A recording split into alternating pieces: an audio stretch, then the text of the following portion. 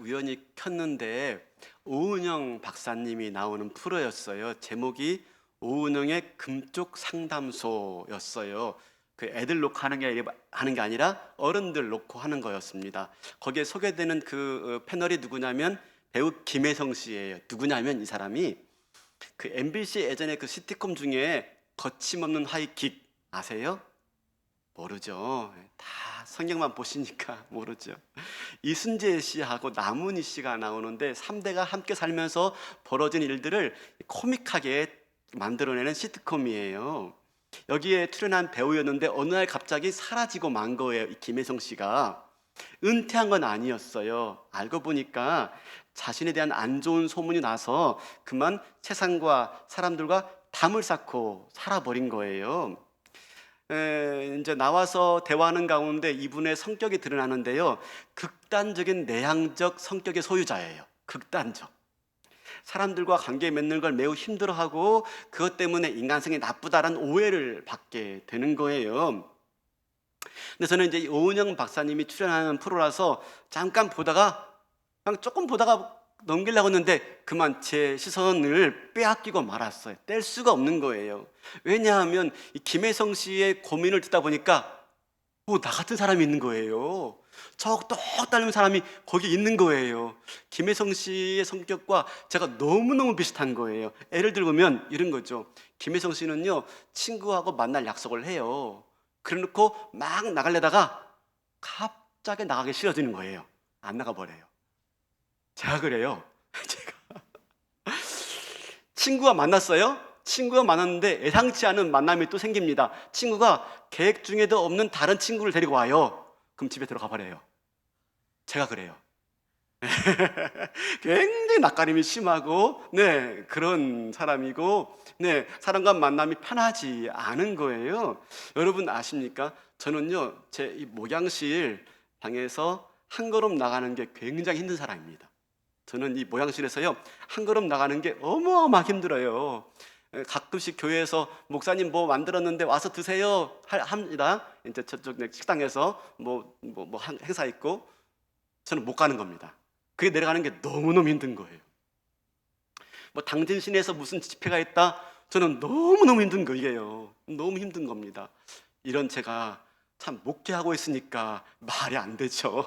말이 안 돼. 진짜 하나님의 은혜가 아니고는 제가 목회를 할 수 없는 사람인데 이렇게 서가지고 말씀을 전하고 있어요. 기적이죠, 기적. 그런데 그와 동시에 제가 책을 한 권 알게 됐는데요.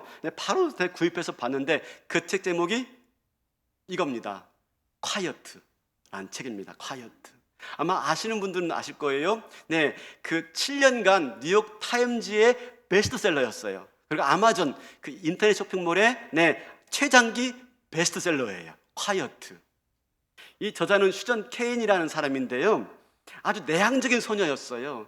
프리스턴 법대와 하버드 법대를 나와서 그리고 우수한 성적으로 졸업한 다음에 기업과 대학을 오가면서 강의도 하는 변호사였습니다. 그런데 이분의 성격이 너무 내향적인 거예요. 이 내향적인 성격 때문에 많이 힘들어합니다. 그때마다 주변 사람들은 이 수전 케인에게 말하는 것입니다. 너 성격 고쳐야 돼. 네가 사회생활 하려면 성격 바꿔야 돼 라고 조언을 하는 거였어요. 수전 케인은 궁금했어요. 왜 이런 내향적인 성격을 단점처럼 여기는가, 그리고 왜 세상은 외향적인 사람만 선호하는가 하는 겁니다. 그러면서 이 내향적인 성격의 사람들은 고쳐야 될 그런 대상으로 여기는가 하는 거였죠. 실제적으로 이 내향적인 성격의 사람이요, 전 지구상의 3분의 1이 합니다. 3분의 1이 넘는데요. 그러니까 반은 안 되지만 꽤 많은 숫자가 내향적인 성격인 것이죠. 그래서 이 수전 케인은요, 이 내향적인 기질이 얼마나 위대한지, 이 내향적인 기질이 만들어내는 것이 무엇인지를 알기 위해서요, 그 잘 나가던 성공이 보장된 월스트리트 변호사를 그만두고요, 7년 동안 그 연구에 매달려요. 7년 동안. 그리고 만들어낸 연구의 결과가 콰이어트. 마침내 이 책을 출판하게 된 것입니다. 그런데 이 책의 부제가 뭐냐면요, 이 콰이어트라는 책의 부제가 뭐냐면 이렇습니다. 시끄러운 세상에서 조용히 세상을 움직이는 힘, 이게 부재예요. 시끄러운 세상에서 조용히 세상을 움직이는 힘, 이게 내향성이다라는 거죠. 내향성이다. 그래서 이 세상을 움직이는 것은 외향적인 성격의 사람들만이 아니라 오히려 내향적인 성격의 사람들이 세상을 움직여 가더라 하는 거예요. 그러면서 든 애가 뭐 아인슈타인, 또 간디, 또 만고우, 그러면 루즈벨트 대통령 또 언급해요. 이분이 엄청나게 내향적인 사람이랍니다. 사람들 앞에 나서기를 싫어하는데 어떻게 하다 보니까 대통령이 되었고, 대통령이 되었을 때에도 사람들 앞에서 연설할 때는 정말 죽기보다 싫을 정도로 힘든 게 대중연설이었다라고 합니다. 그러면서 이렇게 많은 사람들이, 내향적인 사람들이 의외로 많더라라고 하는 거였죠. 우리는 이런 차원에서 오늘 한 사람을 좀 살펴보려고 합니다. 이 사람도 아주 내향적인 사람이에요. 아주 적극적인 사람이고요, 아주 수동적인 사람이에요. 그게 누구냐면 바로 오늘 본문의 주인공인 이삭이에요. 이삭. 우리는 이삭을 살펴보면서 그의 영성 생활을 살펴보고 더 나아가서 그의 기도 생활을 좀 살펴보려고 해요. 여러분, 이삭 하면 떠오르는 게 뭐예요? 이삭? 순종적인 사람, 그렇죠? 수동적인 사람. 생각해 보세요. 아버지가 모리아산에서 자기를 제물로 바치려고 할 때 이삭 어떻게 했죠? 네, 그랬잖아요. 그죠? 네. 아니, 자기 일이에요. 남의 문제가 아니, 자기 생명이 오락가락하는 문제예요. 그런 문제에도 불구하고요, 주도적이지 않아요. 전혀 주도적이지가 않아요. 오늘 본문이 바로 그런 장면인데요, 결혼의 문제가 나와요. 여러분, 결혼 문제는 자기 문제잖아요. 근데 이 결혼 문제에 대해서도 수동적이에요. 또 우리가 잘 아는 그 우물 이야기 있지 않습니까? 우물 이야기를 보더라도 너무너무 수동적이에요. 왜 이렇게 이삭이 매사에 수동적인 사람이 되었을까 하는 거죠. 자기 일인데 마치 남의 일 대하듯이 대해요. 모든 일들을. 가만히 보니까요, 이삭의 아버지가 누구죠? 아브라함이에요. 위대한 인물 아브라함. 이름조차 위대해. 열국의 아비. 얼마나 위대해요. 그죠? 보통 이렇게 위대한 아버지 밑에서 자라는 아들은요, 대부분 많이 길을 펴지 못하고 위축되는 경향이 많아요. 아버지의 후광에 눌려 있는 것이죠. 우리 주변에도 그런 인물들이 있잖아요. 아버지 후광에 눌려가지고 길을 제대로 펴지 못하고 살아가는 아들들이 있지 않습니까?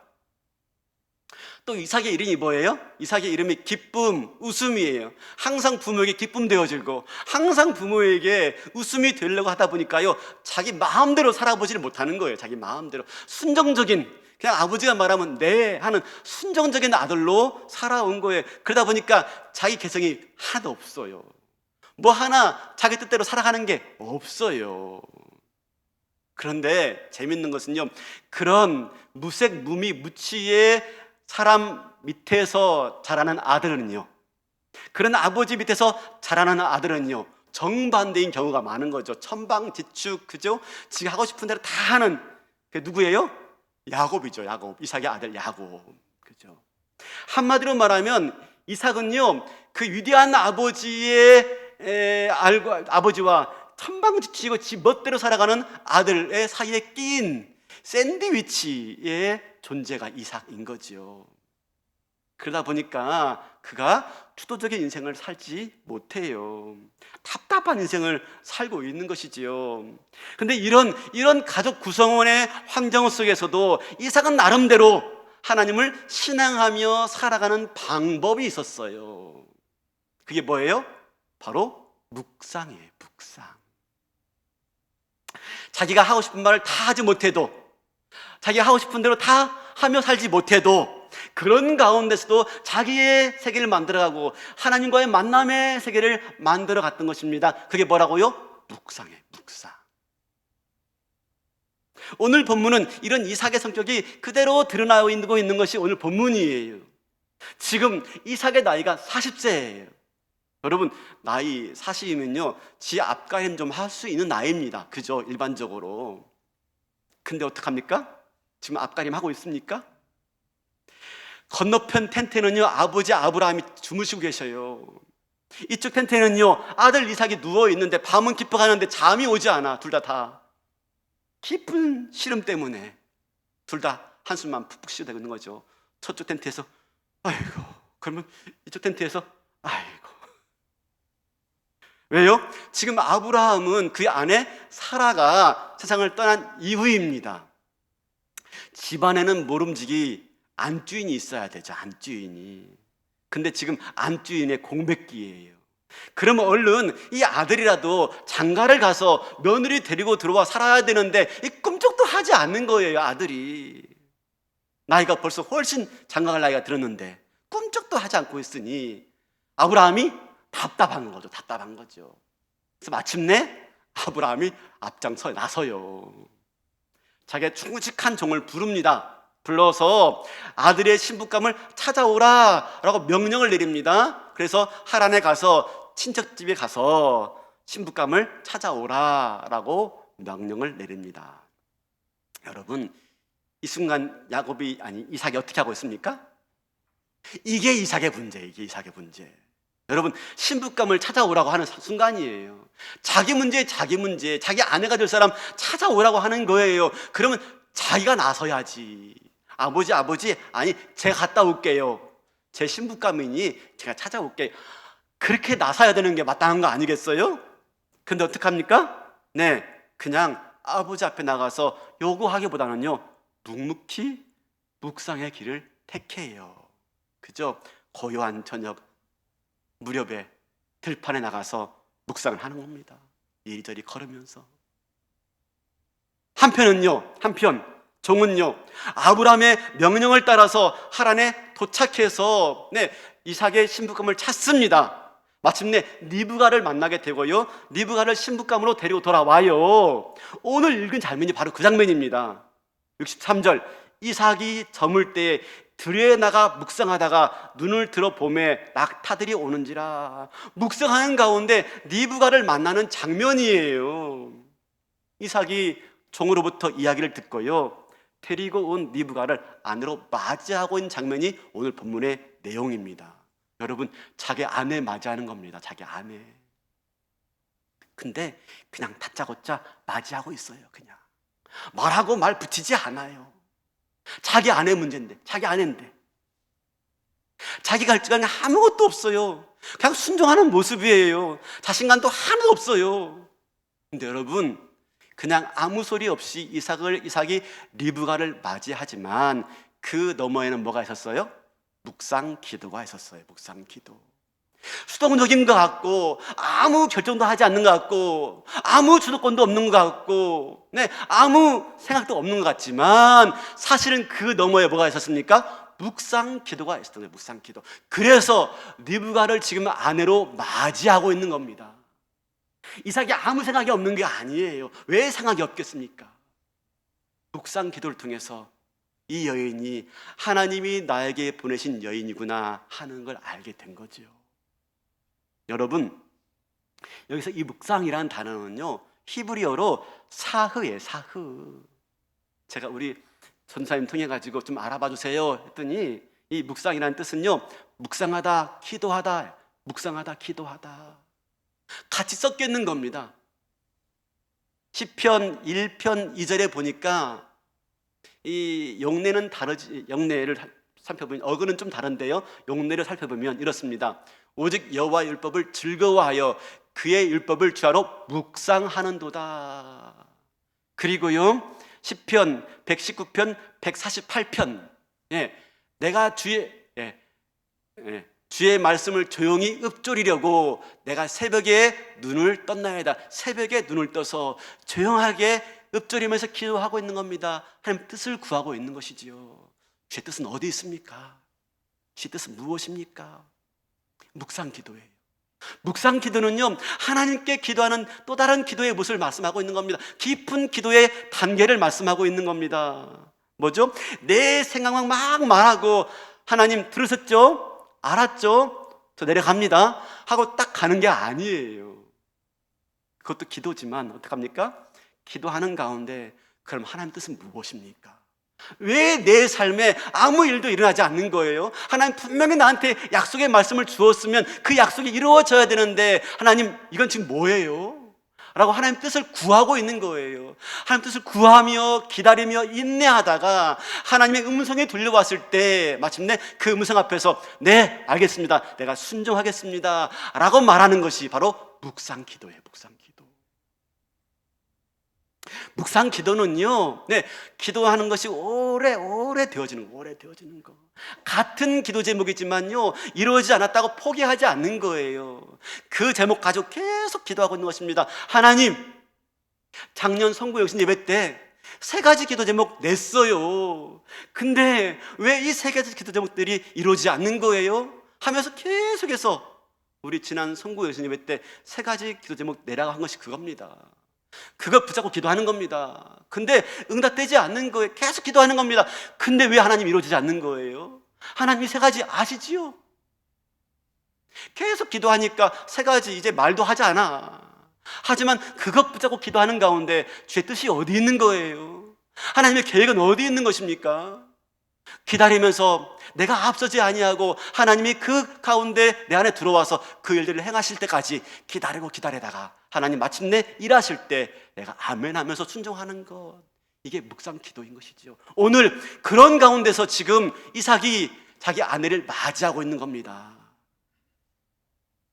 여러분, 기도할 때 묵상이 없으면요, 내가 주어가 된, 내가 주어, 하나님은 동사가 되고 말아요. 하나님은. 그러면 내가 주도하면서 내가 내 인생의 주인 노릇하며 살아가는 것이지요. 그러나 묵상 기도는요, 하나님께 관심을 두는 겁니다. 우리 기도가 묵상하는 시간이 없어요. 적어요. 그죠?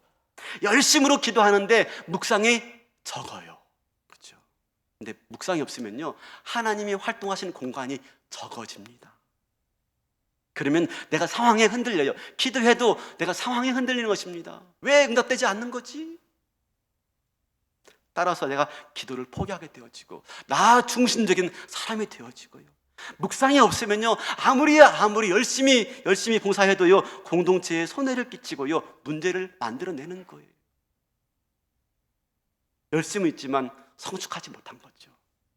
그러나 묵상은 그렇지가 않은 거죠. 그래서 제가 늘 말씀드리죠. 여러분, 기도하시고 바로 빠이 하고 뜨지 마시고 5분만 더 앉아있다 가세요. 5분만. 여러분, 지금 이삭은요, 아내를 결정하는 문제에 있어서 묵상 기도를 하고 있었던 거, 묵상 기도를. 그런 가운데서, 묵상 기도하는 가운데서 마침내 리브가를 아내로 맞이하고 있는 거예요. 깊이 생각하다가 하나님 어떤 분이신지, 나를 얼마나 사랑하는 분이신지, 그분이 나를 위해서 이 아내감을 만들었다면 내가 순종해야지 하고 있는 거지요. 앞서 보면요, 아브라함의 종이 이삭의 신부감을 찾으러 나갈 때 한눈에 신부감을 알아볼 수 있도록 해달라고 하나님께 기도합니다. 하나님께. 그때 아브라함의 종이 하나님께 기도한 내용이 뭔지 아세요? 이거예요.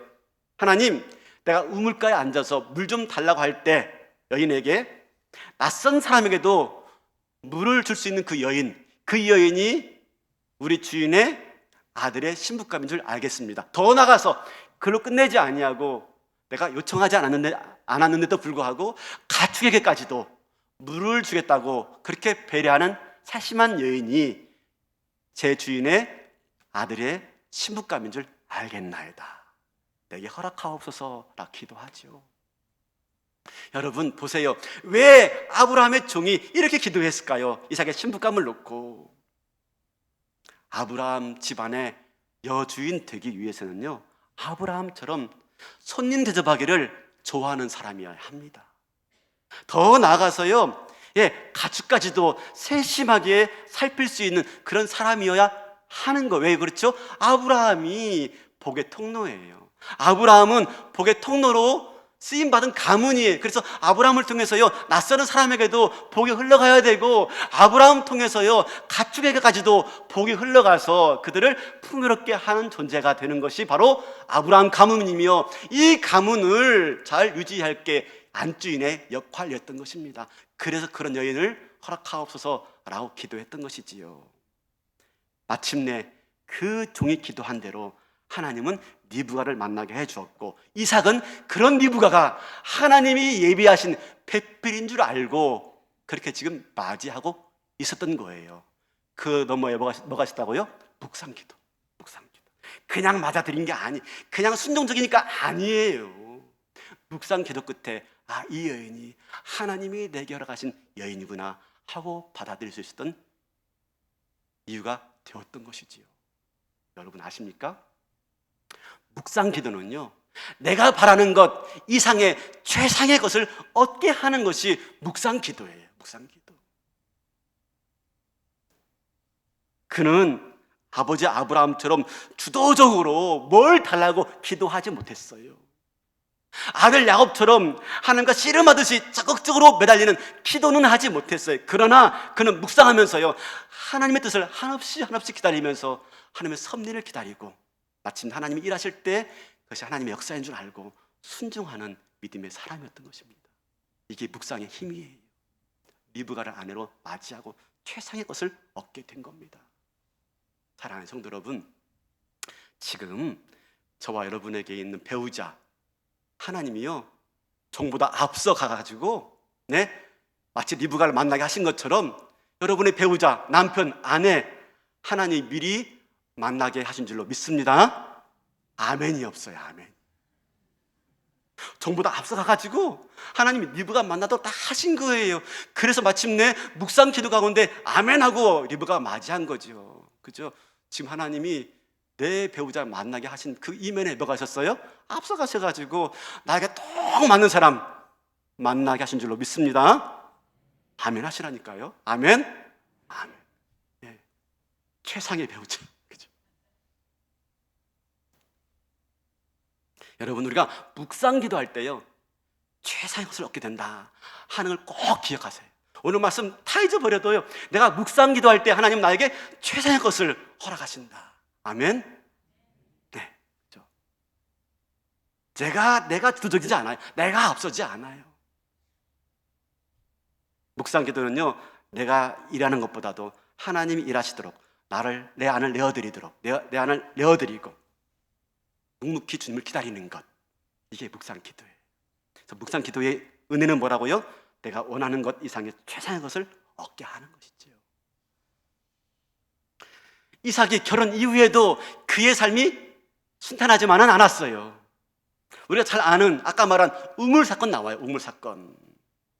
팔레스타인에서 우물은 매우 귀합니다. 이건 생명과 직결된 문제예요. 근데 우물을 파면요, 그 지역 사람들이 와가지고 자기네 것이라고 하면서 빼앗아 버리고 말아요. 근데 이삭은 어떡합니까? 맞서 싸우지 않고 그냥 순순히 내어주고 갑니다. 다른 곳을 또 파요. 또 파면요, 또 내 거야 라고 와서 또 싸워들읍니다. 또 순순히 내어줍니다. 답답하죠. 아마 그 아내 리브가 볼 때는요, 그죠? 차마 말을 못하겠네. 저 등. 그러나 그 모습이 결과적으로 지역 사람들과 화평을 누리게 되었고요, 더 나아가서 이웃 주민들에게 자신을 통해서 하나님을 증명하는 삶을 살게 해요. 우리 창세기 26장 28절 29절, 그들이 이르되 여호와께서 너와 함께 계심을 우리가 분명히 보았으므로 우리의 사이 곧 우리와 너 사이에 맹세하여 너와 계약을 맺으리라 말하였노라. 다 같이 시작. 너는 우리를 해하지 말라. 이는 우리가 너를 범하지 아니하고 선한 일만 내게 행하여 내가 평안히 가게 하였음이니라. 이제 너는 여호와께 복을 받은 자니라. 지역 주민들이요, 우물 때문에 싸우다가 우물을 양보하고 떠났을 때 그 지역 주민들이 이렇게 말하는 거예요. 네가 하나님께 복 받은 자인 줄 내가 이제 알겠다. 자기 삶을 통해서 하나님을 증명하는 삶을 살아가는데 어떤 결과입니까? 묵상 기도의 결과. 여러분, 이것이 묵상의 은혜이고 묵상의 열매이고 묵상의 힘인 것입니다. 그뿐 아니죠. 이삭은요, 리브가와 결혼했는데 20년 동안 아이가 없어. 여러분, 20년 동안 아이가 없으니 얼마나 답답하겠어요.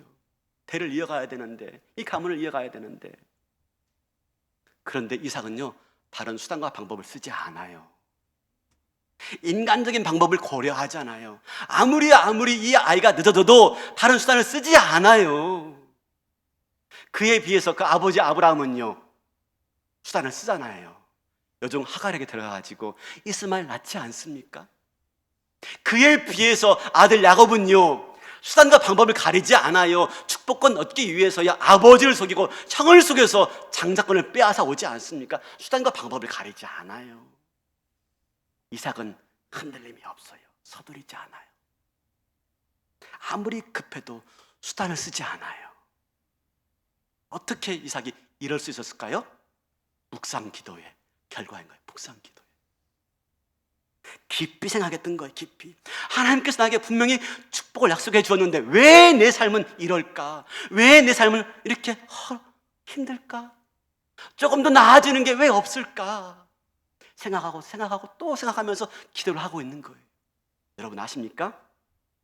생각이 많은 사람은요 물론 생각이 많기 때문에 때로는 때를 놓치는 경우도 있지만, 생각이 많은 사람은요 반드시 결론을 얻게 되어 있어요. 생각이 많으면요 반드시 답을 얻게 되어 있어요.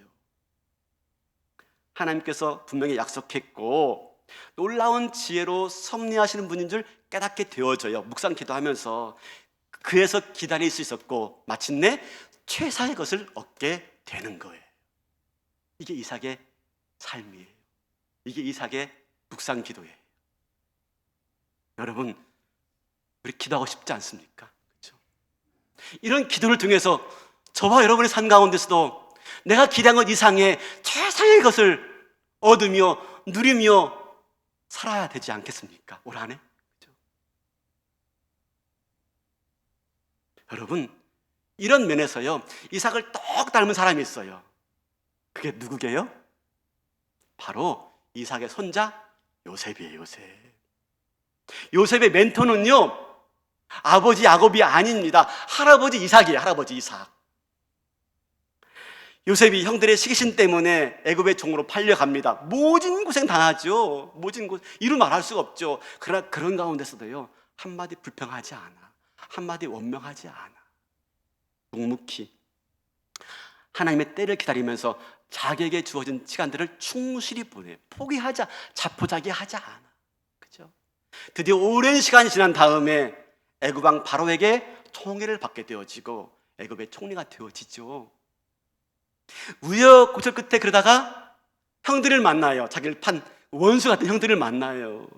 그때 형들을 딱 대면해서 자기를 알아본 형들에게 뭐라고 말을 하죠? 요셉이 두려웠던 형들에게 두려워 마소서 형들이여, 나를 이곳에 보내는 것은 형들이 아니고 하나님이십니다. 하나님이 더 많은 사람들의 생명을 살리려고 나를 당신들 앞서 보내었나이다 라고 말을 하잖아요. 여러분 이 말은요 듣기 좋으라고 하는 말이 아니에요. 형들을 그냥 위로하려고 하는 말이 아니에요. 그 순간 그냥 번쩍 떠오른 말도 아니에요. 이 말은요 오랜 시간 동안 왜 그렇지? 하면서 하나님께 오랫동안 묵상하며 기도한 결과 얻어진 결론이 이때 지금 입으로 나오고 있는 거죠. 묵상 기도의 결론이죠. 묵상 기도의 결론. 뭐지? 왜 그렇지? 그렇죠? 나에게 분명히 축복을 약속하셨는데 왜 내 삶이 이렇게 풀리지 않지? 아하. 마침내 이 요셉의 묵상 기도가 요셉을 총리로 만들었고요, 요셉의 묵상 기도가 노예의 삶을요 최상의 삶으로 끌어올린 거예요. 요셉의 묵상 기도가.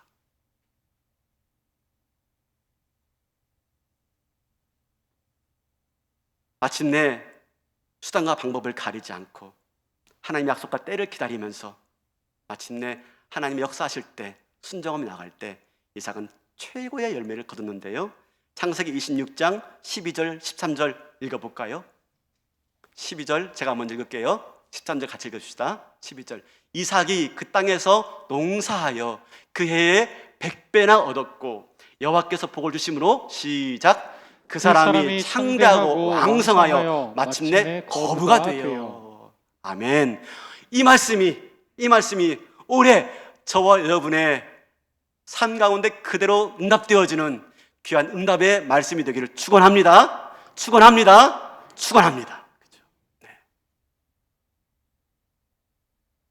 수전 케인이 아까 말했죠. 콰이어트라는 책에서 이렇게 말을 해요.